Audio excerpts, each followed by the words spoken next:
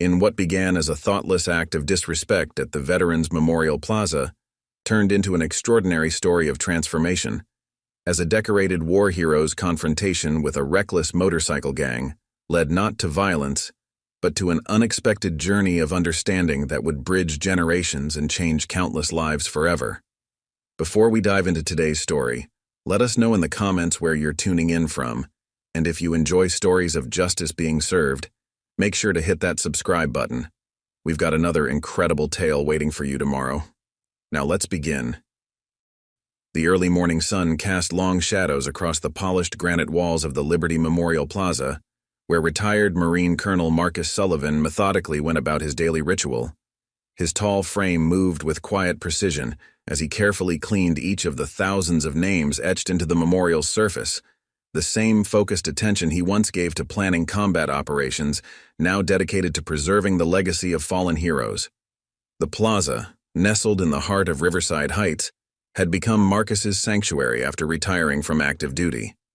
What started as voluntary work had evolved into an official position as the memorial's head caretaker, though to Marcus it was more of a sacred duty than a job. Each morning began the same way, arriving before dawn, meticulously checking for any damage or wear, ensuring every light illuminating the memorial walls functioned perfectly.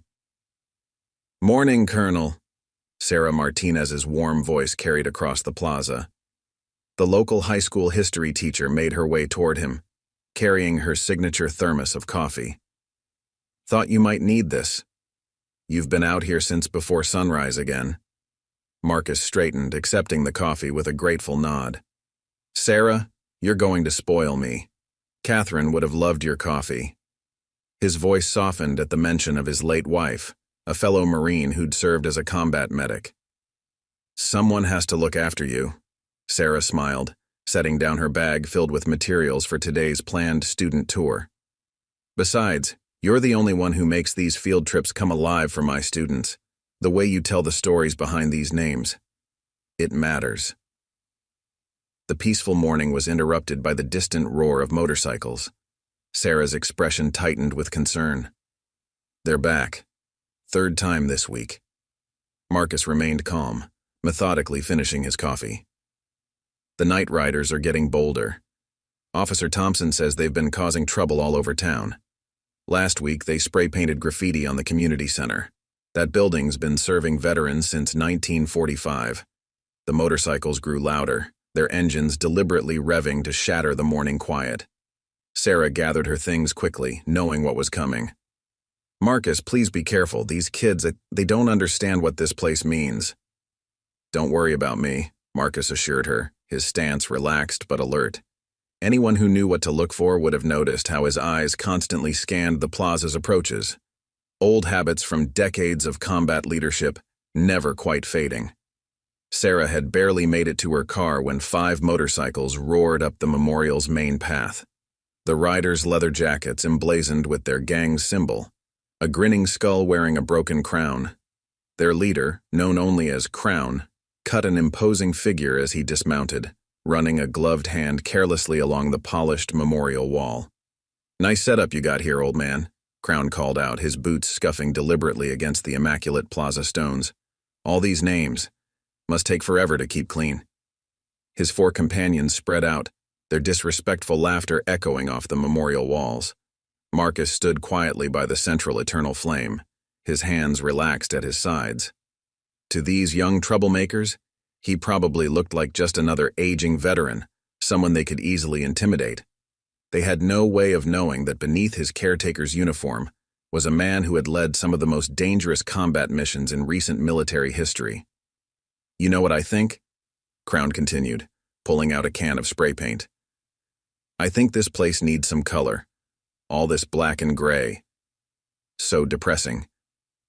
He shook the can deliberately, the rattling sound an obvious threat. "Those names you're standing by," Marcus said softly, his voice carrying no threat but something in its tone made 2 of the riders exchange uncertain glances. "They died, so you'd have the freedom to make better choices than this." Crown's face twisted into a sneer. "Oh yeah? What are you going to do about it, Grandpa? Call the cops?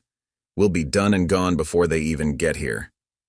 He raised the spray paint can toward the memorial wall. Time to add some new decorations to your precious names. Marcus's eyes hardened slightly, though his voice remained calm.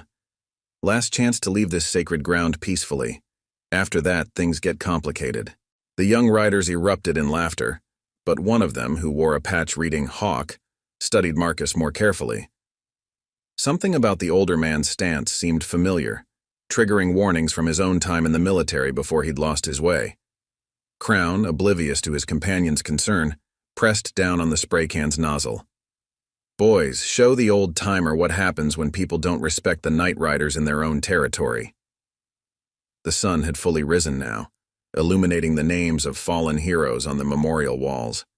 In the growing light, no one noticed how Marcus's shadow seemed to shift, his peaceful caretaker's demeanor about to give way to something else entirely. The morning's quiet was about to be shattered, not by motorcycle engines, but by a confrontation that would reshape not just the plaza, but the lives of everyone involved. What happened next would become legend in Riverside Heights. As Crown's finger pressed the spray can's nozzle, Marcus moved with a speed that seemed impossible for his age. His hand shot out, catching Crown's wrist in a grip that sent the spray can clattering across the plaza stones. What the? Crown barely had time to register what was happening before he found himself face down on the ground, his arm locked behind him with military precision. The movement had been so fluid, so practiced, it looked almost choreographed. I told you, Marcus's voice remained eerily calm. Things would get complicated. Two riders, patches identifying them as Slash and Ghost, charged forward. But Marcus wasn't there anymore. With movements honed through countless combat operations and years of training Marines, he sidestepped Slash's wild punch, while simultaneously redirecting Ghost's momentum. Both young men found themselves sprawling across the plaza stones, more surprised than hurt. Hawk, the rider who had noticed something odd about Marcus earlier, held back. His time in the military, though brief, had taught him enough to recognize the telltale signs of advanced combat training. Crown, he called out. Maybe we should... But Crown, his pride wounded more than his body, wasn't listening. Get him! He shouted from his position on the ground. The last rider, Tank, pulled out a knife, its blade catching the morning sun. Marcus's expression didn't change, but something in his eyes shifted. That's a K-bar, he noted quietly. Military issue. You're desecrating more than just the memorial by bringing that here. Tank hesitated, thrown off by Marcus's calm observation. That moment of hesitation was all Marcus needed. The knife went flying, landing with a clatter near the eternal flame, and Tank found himself joining his companions on the ground, his arm locked in a perfect control hold.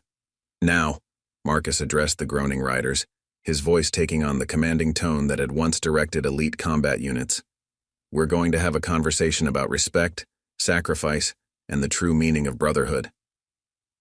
Officer David Thompson arrived 5 minutes later, responding to Sarah's call.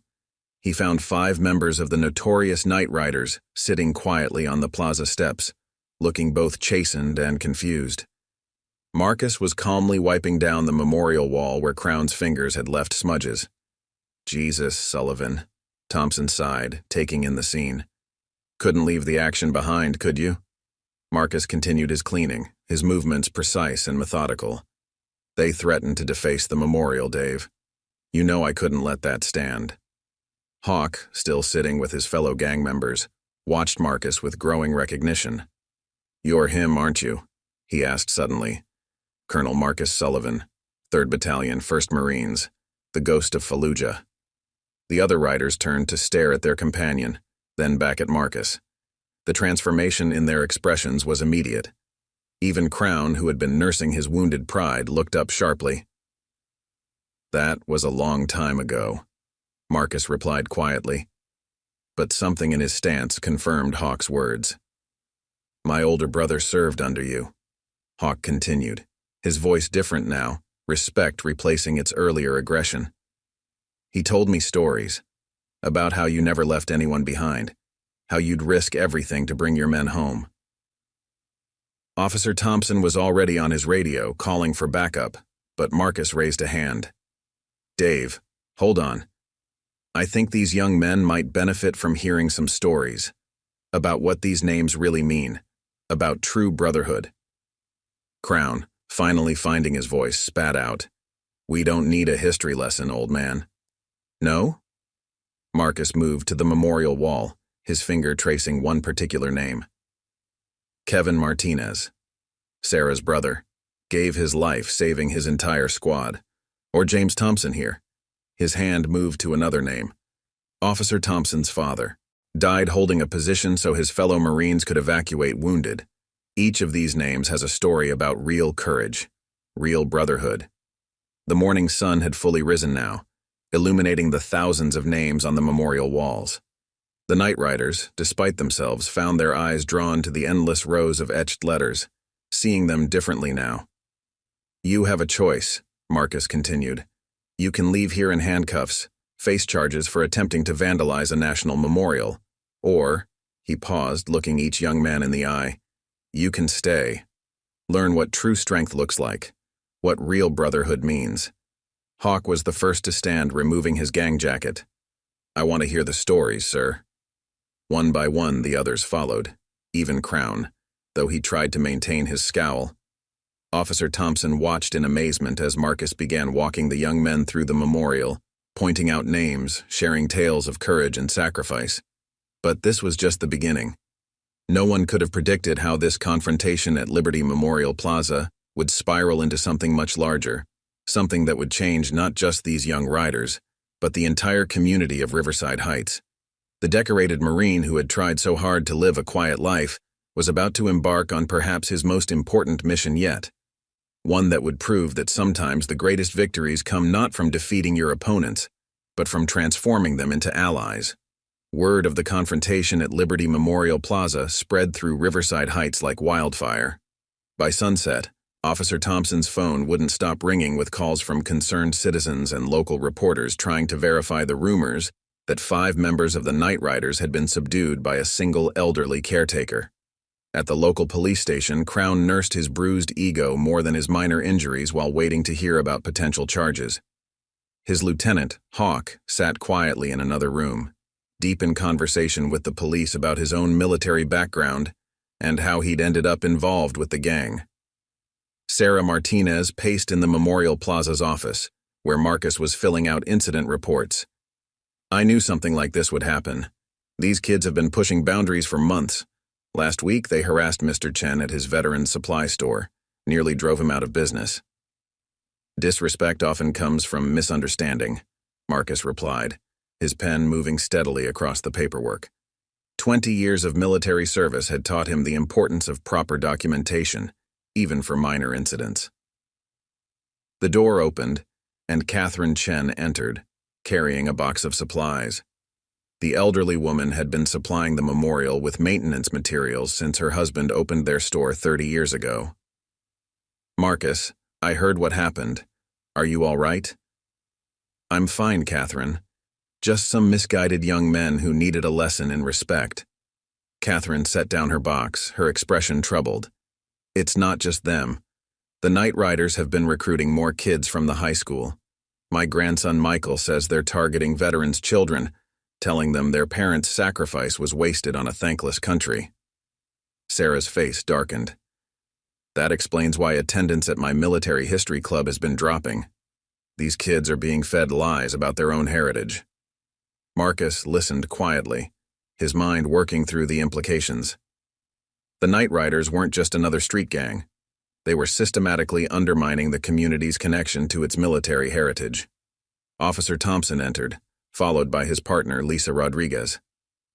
Marcus, we've got a situation. Hawk's been talking. Turns out the Night Riders have chapters in 3 counties. They've been specifically targeting military monuments, veterans' businesses, and military families. Why? Sarah asked, but Marcus already knew the answer. Because those who forget history are easier to control, he said softly. Break the connection between generations. Make young people ashamed of their heritage and you can reshape their loyalties. Rodriguez handed over a file. We found these in their clubhouse. They've got a whole manifesto about breaking the chains of military worship. and freeing the next generation from the burden of false heroes. Marcus opened the file, his expression unchanging as he read. But those who knew him well could see the subtle tension in his shoulders, the slight hardening around his eyes. These were the same signs they'd learned to watch for during his combat days, when he was formulating a plan. Catherine touched the memorial wall gently. My husband's name is on this wall. He died making sure his unit had the supplies they needed, running his truck through enemy fire. These children, they need to understand what these names really mean. They will, Marcus said quietly. But first we need to understand them. Sarah, what do you know about these kids' backgrounds? Sarah pulled out her teacher's notebook. Many of them come from military families, but their parents, they're struggling. PTSD, unemployment, divorce rates are high. The Night Riders offer them a twisted kind of belonging, a way to rebel against the pain they see at home. And Hawk? Marcus asked. What's his story? Thompson sighed. 4 years in the Army. Honorable discharge. Lost his brother in Afghanistan last year. Started hanging with the Night Riders soon after. Says they gave him a way to fight back against the system that got his brother killed. Marcus stood, moving to the window that overlooked the plaza. The eternal flame flickered in the growing darkness, casting dancing shadows across the names of fallen heroes. In its light, he could almost see Catherine's late husband, Sarah's brother, all the men and women he'd served with who never came home. When I first came back, he said slowly, I was angry too. Lost. Catherine, you remember. Your husband helped me find purpose again, showing me how to maintain this memorial. Catherine nodded, tears in her eyes. John always said the memorial wasn't just about remembering the dead. It's about healing the living. These kids, Marcus continued, they're not our enemy. They're casualties of a different kind of war, the kind that happens when we fail to bridge the gap between those who served and those they served to protect. Sarah understood first. You're not just thinking about stopping them from vandalizing the memorial, are you? You're thinking about saving them. Marcus turned from the window, and for a moment, they all saw the commander he'd once been, the leader who never left anyone behind. The Night Riders want to break the connection between generations? Let's show them what that connection really means. The pieces were falling into place. A simple act of defense at a memorial plaza was about to evolve into something much more significant. But first, they would need to understand their opponents, heal old wounds, and find a way to reach young hearts hardened by pain and misunderstanding. Word of the confrontation at Liberty Memorial Plaza spread through Riverside Heights like wildfire. By sunset, Officer Thompson's phone wouldn't stop ringing with calls from concerned citizens and local reporters trying to verify the rumors that 5 members of the Night Riders had been subdued by a single elderly caretaker. At the local police station, Crown nursed his bruised ego more than his minor injuries while waiting to hear about potential charges. His lieutenant, Hawk, sat quietly in another room, deep in conversation with the police about his own military background and how he'd ended up involved with the gang. Sarah Martinez paced in the Memorial Plaza's office, where Marcus was filling out incident reports. I knew something like this would happen. These kids have been pushing boundaries for months. Last week they harassed Mr. Chen at his Veterans Supply store, nearly drove him out of business. Disrespect often comes from misunderstanding, Marcus replied, his pen moving steadily across the paperwork. 20 years of military service had taught him the importance of proper documentation, even for minor incidents. The door opened, and Catherine Chen entered carrying a box of supplies. The elderly woman had been supplying the memorial with maintenance materials since her husband opened their store 30 years ago. Marcus, I heard what happened. Are you all right? I'm fine, Catherine, just some misguided young men who needed a lesson in respect. Catherine set down her box, her expression troubled. It's not just them. The Night Riders have been recruiting more kids from the high school. My grandson Michael says they're targeting veterans' children, telling them their parents' sacrifice was wasted on a thankless country. Sarah's face darkened. That explains why attendance at my military history club has been dropping. These kids are being fed lies about their own heritage. Marcus listened quietly, his mind working through the implications. The Night Riders weren't just another street gang. They were systematically undermining the community's connection to its military heritage. Officer Thompson entered, followed by his partner, Lisa Rodriguez. "Marcus, we've got a situation. Hawk's been talking. Turns out the Night Riders have chapters in 3 counties.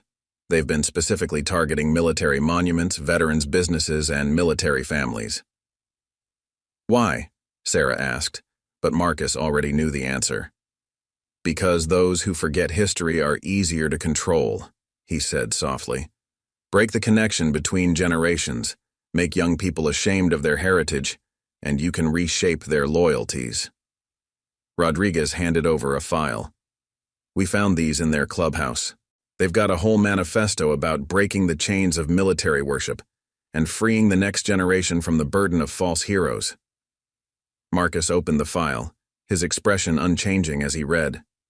But those who knew him well could see the subtle tension in his shoulders, the slight hardening around his eyes. These were the same signs they'd learned to watch for during his combat days, when he was formulating a plan.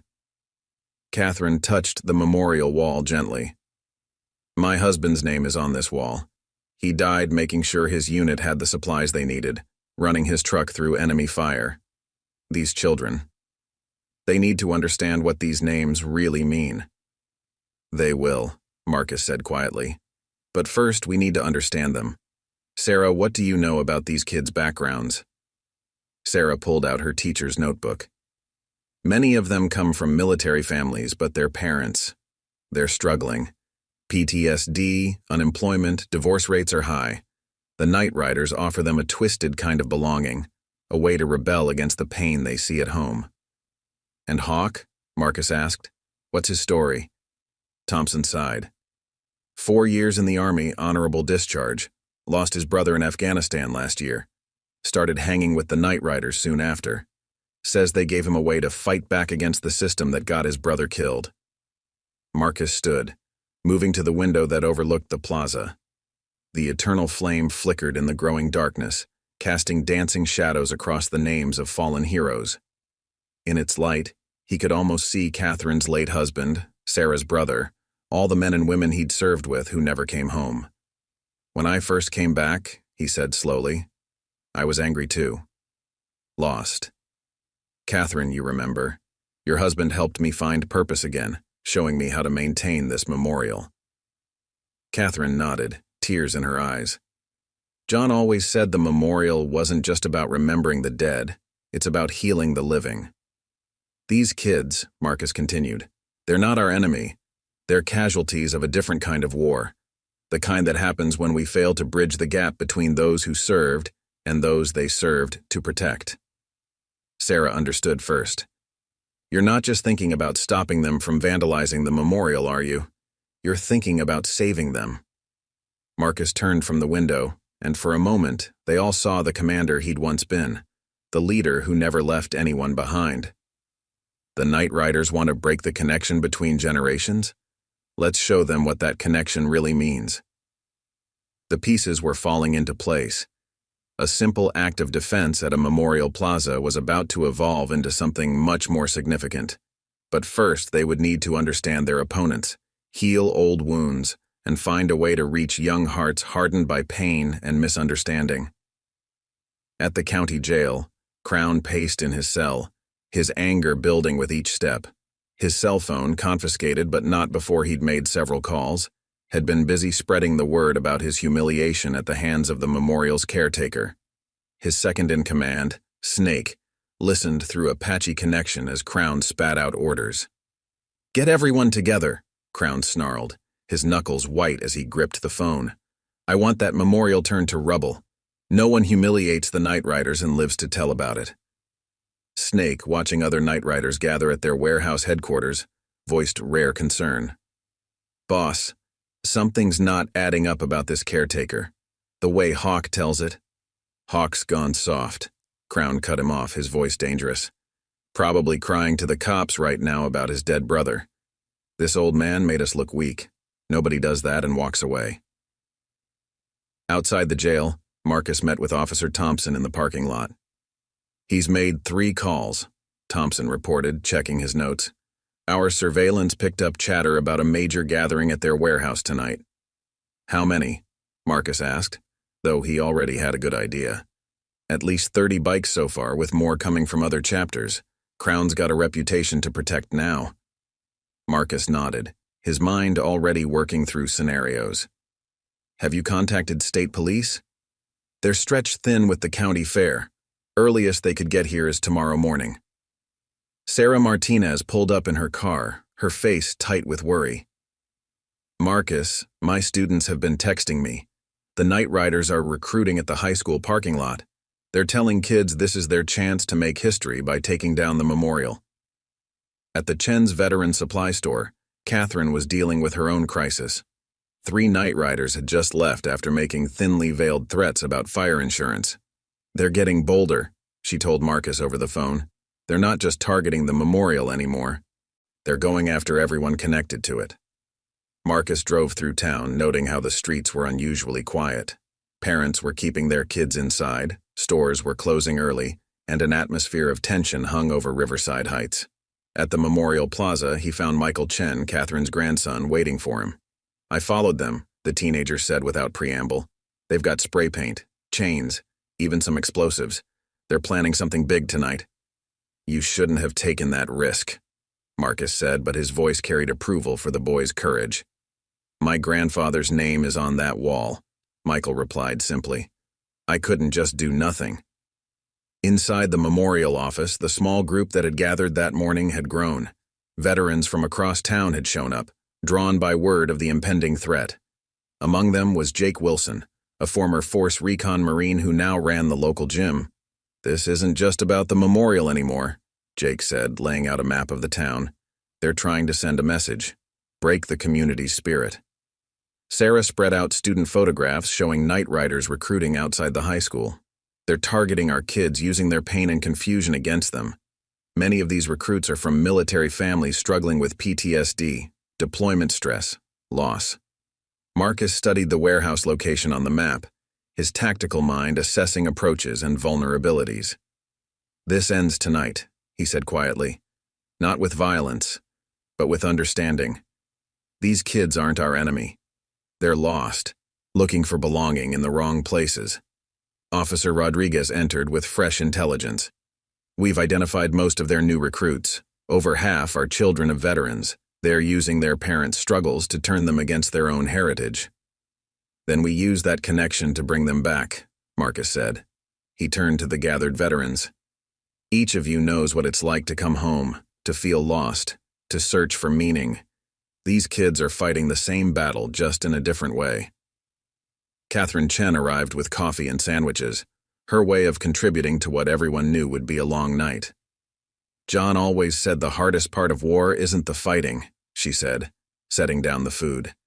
"It's helping the warriors find their way home."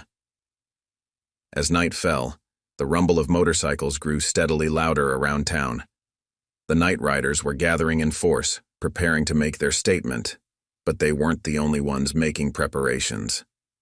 Marcus walked the memorial grounds one last time, his hand touching names he knew by heart. Each represented not just a sacrifice, but a story of courage, brotherhood, and love of country. These were the stories these lost young people needed to hear. "You're not really planning to face them alone?" Sarah asked, watching him check the memorial's lighting. "No," Marcus replied, a slight smile touching his lips. "I'm planning to help them face themselves." The stage was set for a confrontation that would either tear Riverside Heights apart or forge something stronger than anyone could have imagined. The real battle wasn't just about protecting a memorial. It was about bridging the gap between generations and showing lost souls the true meaning of heritage, honor, and healing. The old church basement hummed with nervous energy as Marcus addressed the gathered townspeople. Officer Thompson stood by the door, his deputies strategically positioned around the building. Outside, the distant rumble of motorcycles grew steadily louder, echoing through the streets of Riverside Heights. "Everyone stays here until it's over," Marcus instructed, his voice carrying the quiet authority that had once commanded combat units. "Officer Thompson and his team will keep you safe." "But it's our memorial too," Jake Wilson protested from his wheelchair, his prosthetic leg a testament to his own sacrifices. Everything these kids are trying to destroy we fought for. Buildings can be rebuilt, Marcus replied steadily. Lives can't. His eyes met Catherine Chen's determined gaze. No arguments, Catherine. You too. The hell I will, Catherine declared, standing firm. John would never forgive me if I let you face this alone. Besides, she patted her ever-present bag, I've got coffee brewing in the memorial office.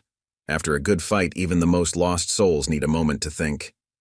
Sarah Martinez stood up next to Catherine. My brother's name is on that wall. I'm not hiding while they try to erase his memory. Marcus recognized the steel in their voices, the same determination he'd seen in Marines under his command. Before he could respond, Michael Chen spoke up from the back. They're coming, the teenager reported, checking his phone. At least 40 bikes. They're gathering at Miller's Crossing just outside town. Officer Thompson pulled Marcus aside. You sure about this? I can have SWAT here in an hour. An hour's too long, Marcus replied, checking his watch. And this needs to end tonight, Dave. These kids have been lost long enough. Young Michael approached them, his face serious. Colonel Sullivan? I got something else you should know. I heard them talking at school. Some of them. They're scared. Not of you, but of what Crown's becoming. He's talking about using real explosives, not just vandalism. Marcus nodded, unsurprised. Fear often pushes people to extremes, especially when they're losing control. He turned to Thompson. Dave, get these people to safety. The church basement's too close to the memorial. Already arranged, Thompson replied. Pastor Roberts opened up the community center on the other side of town. It's defensible and far enough away if things go bad. As the townspeople began evacuating, Marcus worked quickly and methodically. To any observer, his preparations might have seemed strange. He wasn't boarding up windows or setting up barricades.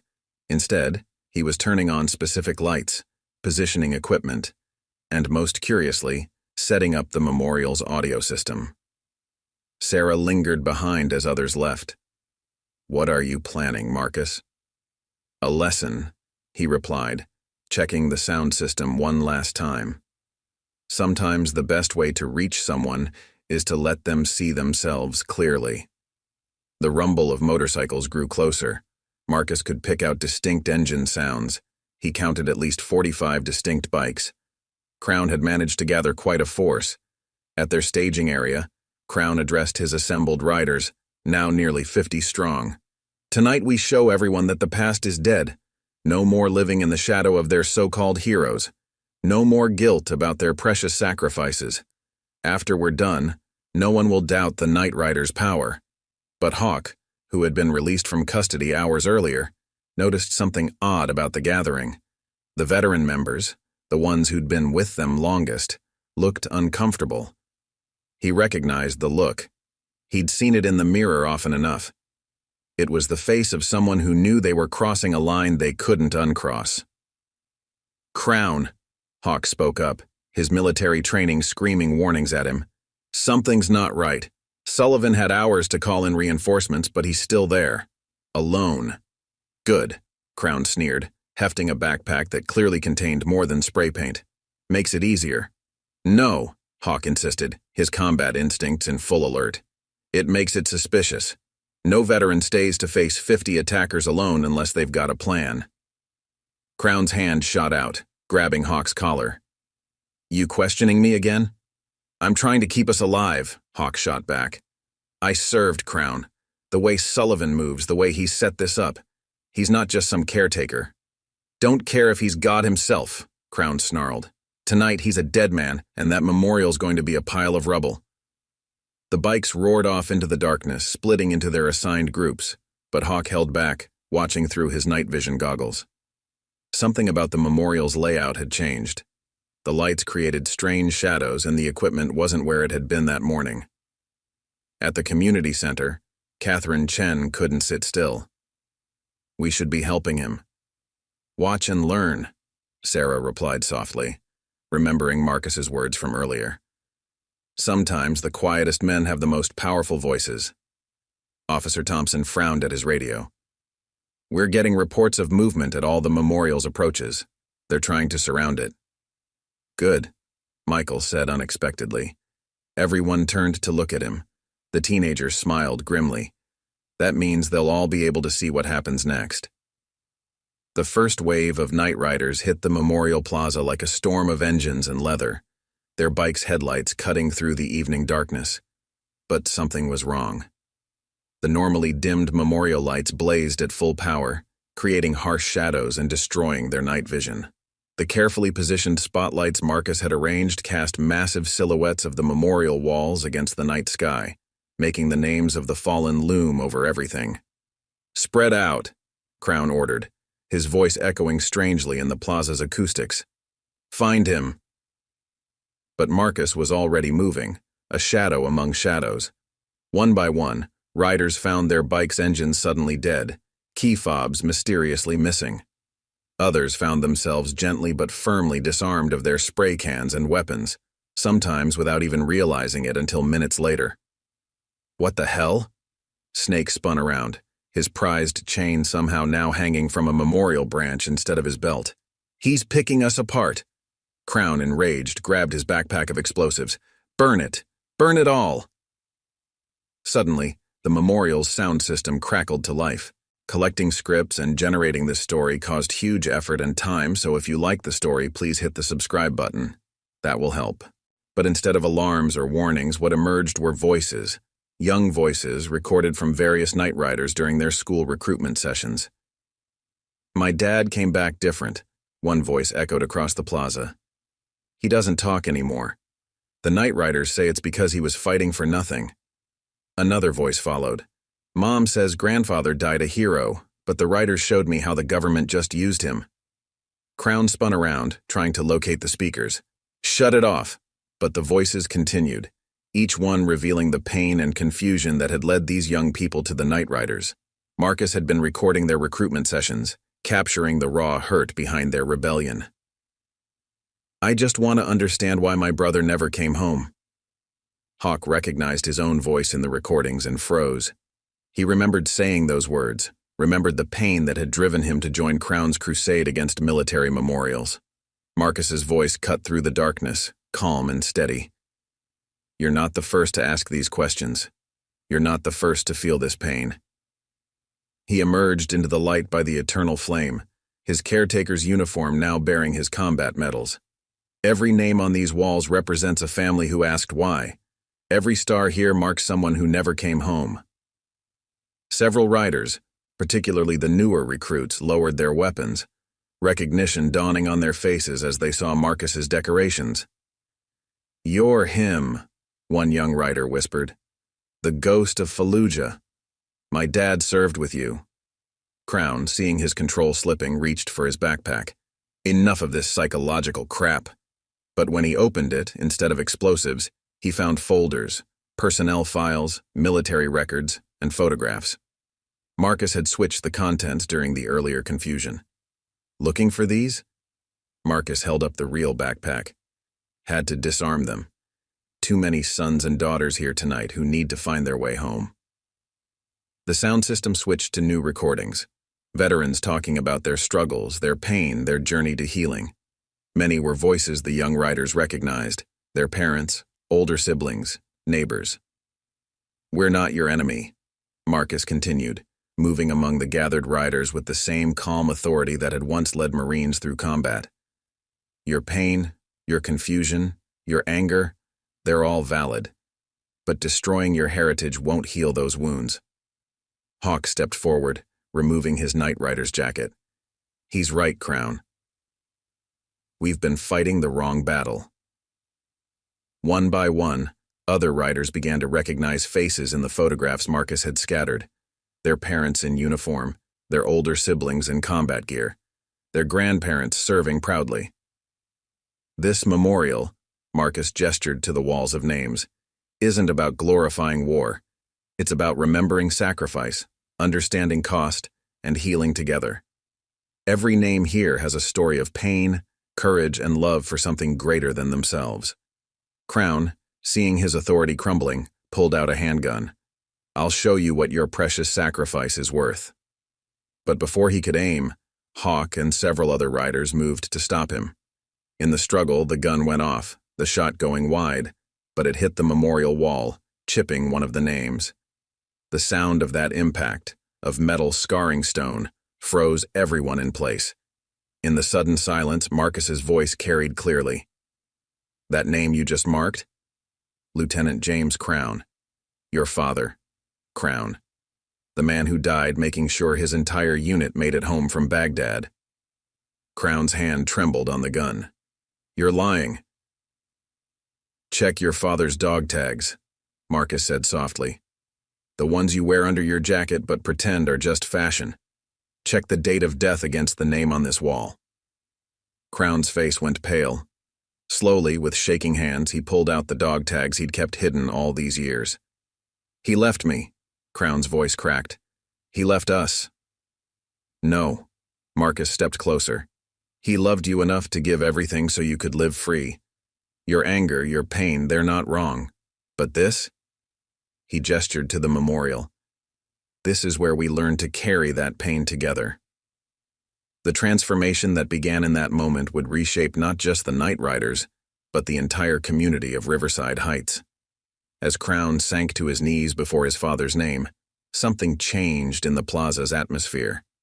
The night that was meant to destroy a memorial instead began to rebuild broken connections between generations.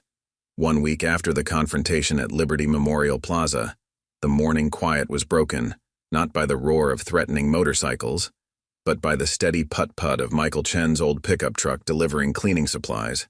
The plaza looked different now, not just physically, but in its energy. Where once stood a simple memorial, now emerged a place of active healing. "Still can't believe we're doing this," muttered Snake, looking uncomfortable without his usual leather vest as he carefully polished a section of the memorial wall. Since that night, most of the Night Riders had traded their gang colors for volunteer badges. "Better than jail," Ghost reminded him, meticulously checking the Eternal Flame's fuel levels. Besides, after what happened with Crown. They'd all heard how Crown had spent the entire night by his father's name. Marcus sitting quietly beside him, sharing stories about Lieutenant James Crown's heroism. By dawn, something had broken and reformed in the young gang leader. Marcus moved among the former riders, showing them proper maintenance techniques with the same patience he'd once used training new Marines. "See how the stone tells you what it needs?" He demonstrated the correct cleaning stroke. "Just like in combat, you have to learn to read the signs, understand what's beneath the surface." Sarah Martinez arrived with her first group of students, a mix of local high schoolers and former Night Riders now attending her expanded military history club, ready for today's session. The transformation wasn't just physical. In the memorial's newly converted education center, former gang members sat alongside veterans, sharing stories and working through their shared pain. Dr. James Wilson, a VA counselor who'd served as a combat medic, had started regular group therapy sessions. "My dad never talks about his service," one young former rider shared during a session. "I thought he was ashamed. Now I understand he was protecting me from his pain." Hawk, who'd emerged as a natural leader in the program, nodded understanding. "We all joined the Night Riders looking for answers. We just didn't know how to ask the right questions." Catherine Chen had transformed the memorial's small office into a welcome center, always stocked with coffee and her famous homemade cookies. "John always said," she explained to anyone who would listen, "that healing happens better over coffee and sweets." Officer Thompson, making his daily check, could hardly believe the change. Where once he'd monitored the plaza for vandalism, now he found former gang members working alongside veterans, learning the stories behind each name they'd once threatened to erase. "Got something you should see," he told Marcus, pulling out his phone. "Remember those Night Rider chapters in other counties? They're reaching out. Seems word's spreading about what happened here." Marcus reviewed the messages. Dozens of young people, many from military families, all carrying the same pain and confusion that had driven Crown's group. "They need the same thing our kids needed," he said quietly. "A bridge back to their heritage." The program was evolving organically. Jake Wilson had started a mentorship initiative, pairing former riders with veterans who understood their specific struggles. Sarah's History Club had become a forum for intergenerational dialogue, where veteran parents and their children could finally begin to talk about the wounds they shared. "It's not just about the memorial anymore," Hawk observed, watching a group of former riders help a veteran's widow plant flowers near her husband's name. "We're building something new here." Crown, who'd been quieter since discovering his father's name, had thrown himself into researching the stories behind the memorial's names. He'd started a video project, recording veterans' memories, ensuring their sacrifices would never be forgotten or misunderstood. "Found another connection," he told Marcus, excitement breaking through his usually tough exterior. "That name there, Johnson? His grandson's in our group. Never knew his grandfather died saving an entire platoon." The plaza had become more than a monument. It was transforming into a living bridge between generations, a place where the wounds of war could begin to heal through understanding and shared purpose. Even the Night Riders' old warehouse had found a new purpose. With help from the local VFW, they'd converted it into a community center focused on veteran youth programs. The walls, once covered in anti-military graffiti, now displayed proud service photos alongside stories of healing and reconciliation. "You know what the real change is?" Sarah asked Marcus one evening, watching former enemies work together to clean the day's fingerprints from the memorial walls. "They're not just learning about sacrifice. They're learning about hope." Marcus nodded, remembering his own journey from combat to healing. "Sometimes the hardest battles we fight are with our own pain. These kids, they're learning what every good Marine knows: you never leave anyone behind, especially in the battle for understanding." The transformation wasn't complete, and challenges remained. But something profound had shifted in Riverside Heights. The Memorial Plaza had become a testament not just to past sacrifice, but to the ongoing power of healing across generations. As the sun set over the plaza, casting long shadows across the walls of names, Marcus watched Crown carefully clean his father's name, then stand and salute, a gesture of respect that would have been unthinkable just weeks ago. The night that was meant to destroy their heritage had instead begun to restore it. One story, one name, one healed heart at a time. 2 weeks into the memorial's transformation program, trouble arrived in the form of 20 motorcycles roaring into Riverside Heights. The Red Skulls, a rival gang from the next county, had caught wind of the Night Riders' apparent change of heart. Marcus was teaching a group of former riders about the memorial's architectural symbolism when Hawk rode up fast to the plaza. "We've got problems," he reported, his face tense. "Big ones." "Red Skulls?" Marcus asked calmly, though his eyes had already started scanning the plaza's approaches. "They're at Chen's supply store right now, threatening Michael. Word got out about our change in management." At Chen's veteran supply store, Michael Chen faced down the Red Skull's leader, a towering figure known as Ravager. 2 former Night Riders, Snake and Ghost, stood protectively near Michael, their new volunteer badges gleaming. "Look at you two," Ravager sneered, knocking over a display of memorial cleaning supplies. Night Riders turned into lapdogs, playing shopkeeper, helping old ladies. His boot deliberately crushed a fallen bottle of polish. "Leave it alone, Ravager," Snake warned, his voice steady. "We're done with that life." "Nobody's done until we say they're done," Ravager knocked over a shelf of supplies. "Crown might be playing Boy Scout, but you still owe us protection money from his deals." Catherine Chen wheeled herself out from behind the counter, her recent hip surgery still healing. "This is my store. Get out before I call the police." Ravager laughed. "Call whoever you want, Grandma. By the time they get here..." "They're already here," came Marcus's quiet voice from behind them. The Red Skulls turned to find Marcus standing there, accompanied by Officer Thompson and several deputies. Behind them, trucks and cars were pulling up, carrying former Night Riders and community members. "This isn't your business, old man," Ravager growled. "Actually, it is," Marcus stepped forward. "Catherine's family has been supporting veterans in this community for 30 years. That makes it my business." Ravager looked around at his gang. 20 of us, one of you. I like those odds."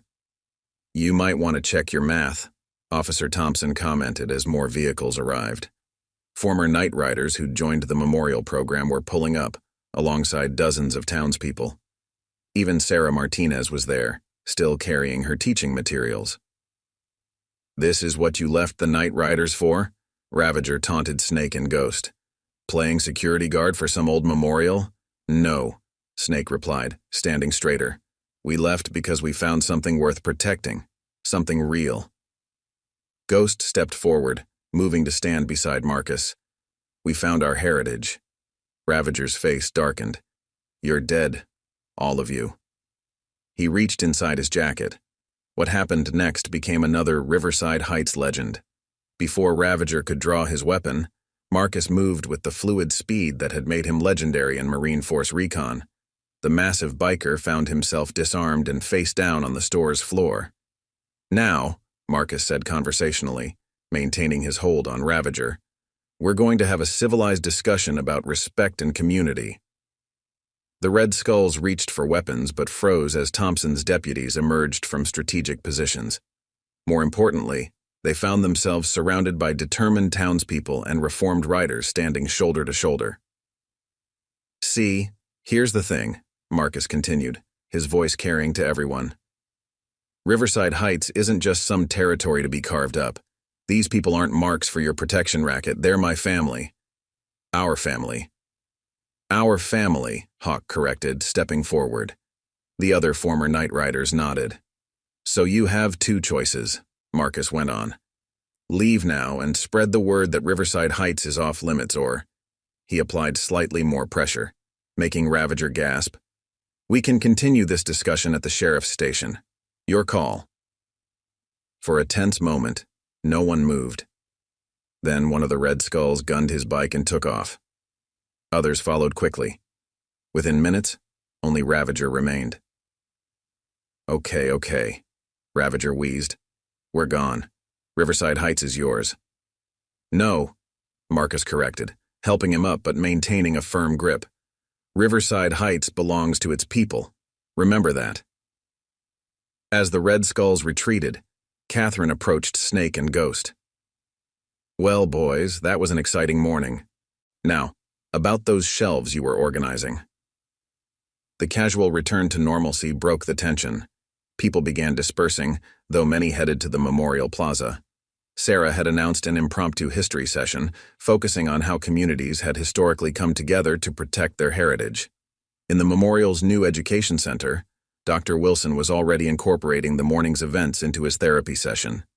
The confrontation had triggered some veterans' combat memories while former riders dealt with the pull of their old lives. "I almost went for a weapon," Ghost admitted during the session. "Pure instinct." "But you didn't," Marcus reminded him. "You chose a different path. That's what matters." Officer Thompson, helping Catherine clean up her store, pulled Marcus aside. "Word's spreading about our program. Got calls from 2 other counties asking how to set up something similar." Marcus looked around the store where former night riders were already rebuilding shelves alongside community volunteers. "It's not my program," he replied. "It belongs to everyone here. These kids, this town, they're doing the real work." The day's events had proven something important. The changes in these young people were real. When tested, they'd chosen their new community over their old ways. The transformation of Riverside Heights was becoming something bigger than anyone had imagined. Late that night in their warehouse hideout, Ravager gathered the Red Skulls for an emergency meeting. The humiliation at Chen's store had wounded more than his pride. It had challenged everything the gang stood for. "They've gone soft," he snarled to his assembled riders. "And softness spreads like a disease. If we don't stop this now, other gangs will start thinking they can change too." He slammed his fist on a table. "I want every Red Skull from every chapter here by tomorrow night. We're going to remind everyone what happens to traitors." At the Memorial Plaza, Marcus sat in his office with Officer Thompson and Hawk, reviewing security footage from the morning's confrontation. "They'll be back," Hawk warned. "I know Ravager. This isn't over." "How many can they gather?" Marcus asked, his tactical mind already working through scenarios. "At least 100 bikes," Hawk replied grimly. "Maybe more. They've got chapters in 4 states, and they've been wanting to expand into Riverside Heights for years." Sarah Martinez burst into the office, her face pale. "Marcus, you need to see this." She held up her phone, showing social media posts from her students. The Red Skulls were posting threats, not just against the memorial, but against everyone involved in the transformation program. "They're threatening the families," Sarah continued, scrolling through messages. "Kids whose parents are veterans, anyone connected to the memorial. They're trying to terrorize the whole community." Officer Thompson checked his watch. "State police are tied up with a major operation 2 counties over. We're on our own for at least 24 hours. Marcus stood, moving to the window overlooking the plaza. The evening light caught the names on the memorial walls, each one representing not just sacrifice but family, community, legacy.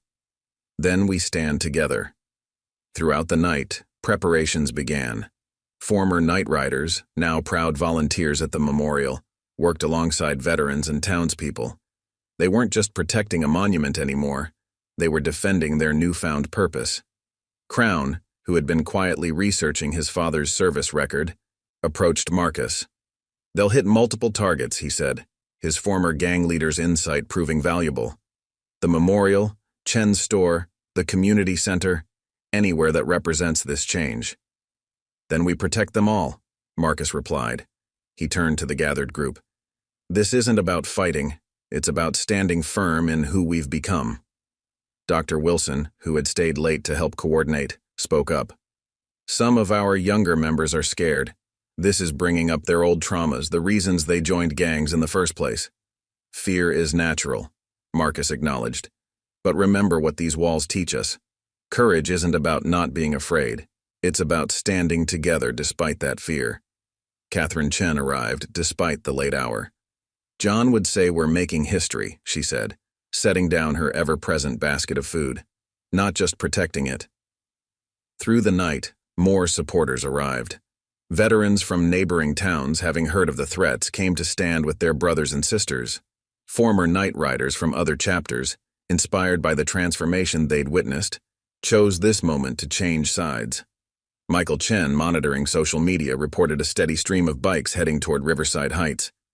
"They're coming from all directions," he said, "but so are our supporters." In the memorial's education center, now converted into a temporary command post, Marcus laid out their strategy.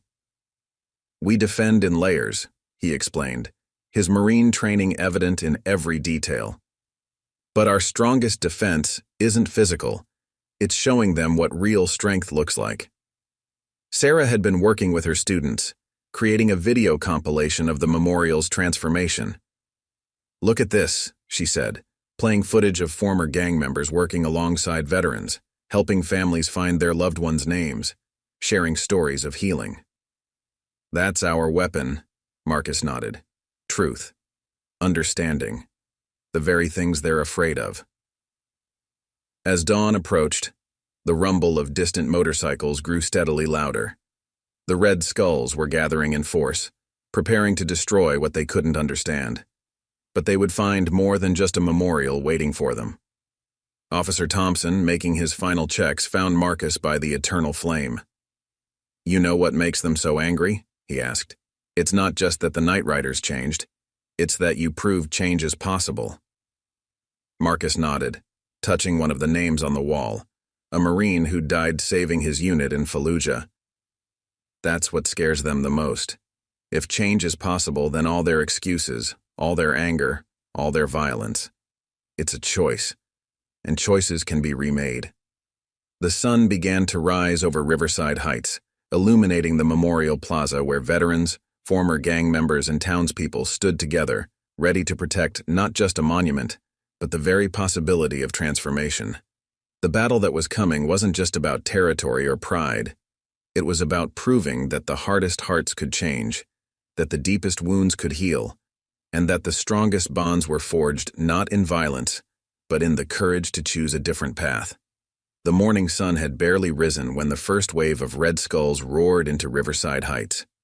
Their engines echoed off buildings like rolling thunder, but the town that greeted them wasn't the terrified community they'd expected.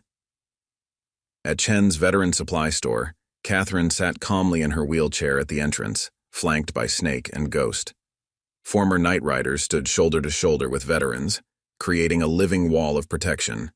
The store's windows displayed photographs of fallen heroes alongside stories of transformation. Last chance to leave peacefully, Marcus's voice carried across the morning air as he stepped forward at the Memorial Plaza.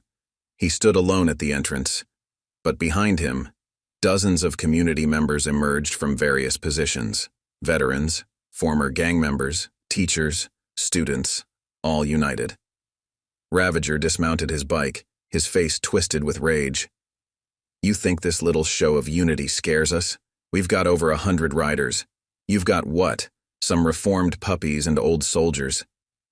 "Actually," Officer Thompson stepped forward, "they've got the entire town." Police cars appeared at strategic positions, their lights flashing. But it wasn't just law enforcement. Pickup trucks filled with farmers, vans carrying church groups, buses of high school students all moved into position. Ravager laughed, but there was an edge of uncertainty in it. "You're going to risk everything for some names on a wall?" "Not just names," Crown emerged from behind Marcus. "Legacy. Family. Truth." He held up a folder. "Like the truth about your father, Ravager. The name you try so hard to forget. Sergeant James Martinez." Ravager's face went pale.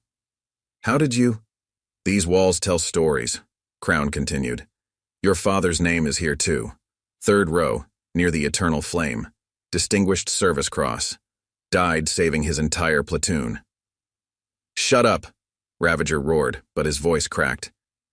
"You were 12 when he died," Marcus said quietly. "Too young to understand. So you chose anger instead of grief. Just like I did. Just like many of us did." Several Red Skulls shifted uncomfortably on their bikes. Many were seeing their own stories reflected in Ravager's pain.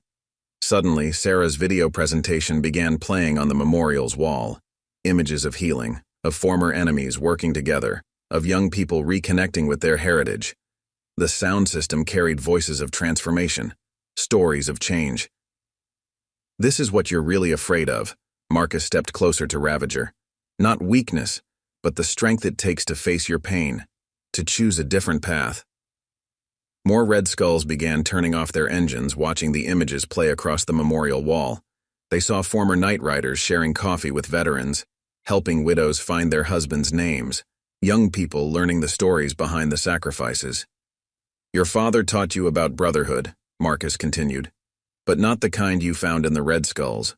Real brotherhood, the kind that builds instead of destroys, the kind that heals instead of wounds." Ravager's hands trembled on his handlebars. "You don't know anything about me." "I know you visit his grave every year," Marcus replied softly. "Always at night, so no one sees. I know you wear his dog tags under your jacket. I know the same pain that drove you to destroy is the pain that can lead you home." The tension in the air shifted. More Red Skulls dismounted, removing their gang colors. Some moved toward the memorial wall, searching for names they'd tried to forget. "It's over, Ravager," Crown said, not unkindly. "But maybe something better is beginning." For a moment, it seemed Ravager might still choose violence. His hand moved toward his jacket, but instead of a weapon, he pulled out worn dog tags. "He never came home." Ravager's voice was barely a whisper. "No," Marcus agreed, "but his legacy did. Through you. Through every life you touch. The question is, what will that legacy be?" The sun had fully risen now, illuminating the memorial walls where so many stories of sacrifice and redemption were etched. One by one, Red Skulls began approaching Marcus, removing their colors, asking about names on the wall. "This is how it ends?" Ravager asked, looking around at his dissolving gang. "No," Marcus corrected him. "This is how it begins." The transformation that swept through Riverside Heights that morning wasn't just about defeating an enemy. It was about healing wounds that had festered for generations. Former Red Skulls found themselves sitting with veterans, sharing stories, understanding the weight of the legacy they'd nearly destroyed. Catherine Chen, watching from her store entrance, smiled knowingly. John always said the hardest battles are won with understanding, not force. By noon, the plaza had become a gathering place, not of conflict, but of reconciliation. Sarah's history club mixed with former gang members, sharing stories and piecing together connections. Officer Thompson found himself helping young riders locate their family members' names on the memorial walls. The day that was meant to destroy everything they'd built had instead expanded it beyond anyone's imagination. The healing that had begun with the night riders now reached further, touching more lives, bridging more divides. As evening approached, Marcus found Ravager still standing by his father's name, crown beside him, sharing stories they'd uncovered about Sergeant Martinez's sacrifice. The revolution that had started at Liberty Memorial Plaza wasn't just about protecting a monument. It was about restoring the connections between generations, healing the wounds of loss, and proving that even the deepest anger could be transformed into purpose. 5 years after the first confrontation at Liberty Memorial Plaza, Marcus stood at the eternal flame watching the sunrise, his morning coffee steaming in the crisp dawn air. The plaza had grown into a sprawling center of healing, but this central space remained special. It was where everything changed. "Thought I'd find you here," Catherine Chen's voice carried across the morning dew. She wasn't in her wheelchair anymore, though she still moved carefully. In her hands, she held 2 letters. "This one's from the governor's office. The statewide Memorial Protection Program is official." But it wasn't the official letter that brought the smile to Marcus's face. It was the other one Catherine carried, from a small town in Oregon. "First graduation class," Catherine explained. 30 former gang members, all from military families. The morning calm was broken by the familiar sound of motorcycles, but these riders wore different colors now. The Memorial Guardian's emblem, an eternal flame surrounded by protecting hands, had become a symbol of hope across the country. Snake led the convoy, returning from a veteran outreach mission in Colorado. "You should have seen it," Snake reported, his face tired but proud. Former Red Skulls working alongside night riders, helping homeless vets find their way home. Even the locals couldn't believe it. The Memorial Guardians had become the largest veteran youth cooperation program in the country. Their reputation for turning former enemies into allies had made them uniquely qualified for bridging generational divides. In the education center, now a state-of-the-art facility, Crown was teaching a class on military history to a mixed group of veterans' children and former gang members. His video project had grown into a full-scale documentary series, preserving veteran stories for future generations. "Found another connection today," he told Marcus during the break. "That new kid, Jason. His grandmother's brother is on the wall. Purple Heart recipient. Kid never knew until we started researching." Hawk arrived at Liberty Memorial Plaza, carrying the latest figures that underscored the program's success. Over 5,000 graduates nationwide, 42 operational memorial centers, and a remarkable 91% success rate in helping youth reconnect with their military heritage. Now an advisor to multiple states on veteran youth initiatives, Hawk embodied the transformation the Memorial Guardians had championed. Sarah Martinez, newly promoted district superintendent, presented her findings during the monthly meeting. "Remember when we tracked gang territories?" she asked, her voice steady but tinged with amazement. "Now we map transformation zones, places where Memorial Guardian graduates actively rebuild bonds between veterans and communities." Once a hotspot for the Night Riders gang, the old warehouse had become the Memorial Guardians National Training Center. Where anti-military graffiti had once marred the walls, they now displayed thousands of before and after photos of young lives reshaped by understanding and reconciliation. A plaque near the entrance read, "Dedicated to those who bridge the gap between generations." Dr. Wilson, one of the program's longest-serving counselors, led the afternoon group session. "You know what the real breakthrough was?" he asked, his words resonating deeply with the gathered crowd. "It wasn't just about protecting memorials. It was about healing the invisible wounds that separate generations." David Martinez, once known as Ravager during his time with the Red Skulls, had become one of their most effective counselors. His personal transformation, from a troubled youth to a mentor, gave him unparalleled insight into the struggles of others. "My dad would have been proud," he confided to Marcus. placing his hand on his father's engraved name. Not of the things I did as a Red Skull, but of the man I've become because of this place. As the sun dipped below the horizon, the plaza prepared for its annual community heritage dinner. Long tables stretched across the grounds where gang conflicts had once raged. Former enemies now shared meals, trading stories of transformation and hope. Michael Chen, who oversaw the program's digital archive, displayed footage from their earliest confrontation 5 years ago. Sometimes, he told the crowd, change begins with the smallest moments of understanding. Marcus rarely spoke at public events, but that evening, he addressed the gathering. 5 years ago, this ground witnessed division and anger. Today, it represents unity and hope. Back then, we had a choice: respond with force or believe in healing. We chose healing. And look at what we've built together. Gesturing to the transformed plaza, Marcus continued, what we've created isn't just programs or structures, it's proof. Proof that no heart is too hardened, no division too deep to mend when given the right reason to believe. The gathering concluded with Catherine's famed refreshments. Despite now having volunteers to assist her, she still insisted on baking her cookies herself. You can't celebrate properly without cookies, she said with a grin. As the day ended, Marcus wandered through the plaza, reflecting on its transformation. Each corner held memories. The spot where he first confronted the Night Riders, the eternal flame where Ravager had reclaimed his identity, and the wall where Crown found his father's name. Sarah joined him, holding 2 cups of coffee. You know what I realized? She said, handing him one. We're not just protecting a memorial. We're growing something new.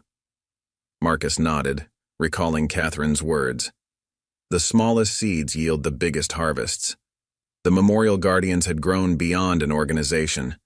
They were living proof that reconciliation was possible, that even the bitterest divisions could be bridged. 10 years later, on a crisp autumn morning, Marcus stood at attention at the White House as President Collins awarded him the Presidential Medal of Freedom. The president's voice rang out, in recognition of your military service and your profound impact on bridging generations and transforming young lives. Despite the honor, what filled Marcus with the most pride was the gathering back at the plaza later that week. Hundreds of Memorial Guardian graduates had come from across the country to share their stories. A young woman stepped forward, her old Red Skull's tattoo now overlaid with the Memorial Guardian's emblem. I was angry at my father's sacrifice, she confessed. Now, I honor it by building on it. The plaza had evolved in ways its creators could scarcely have imagined. Beyond the memorial walls, there was now a healing garden for veterans and families, an education center bridging generational divides, and a cutting-edge digital archive preserving thousands of veterans' stories. This is the end of the story. Up next, you've got 2 more standout stories right on your screen. If this one hit the mark, you won't want to pass these up, just click and check them out.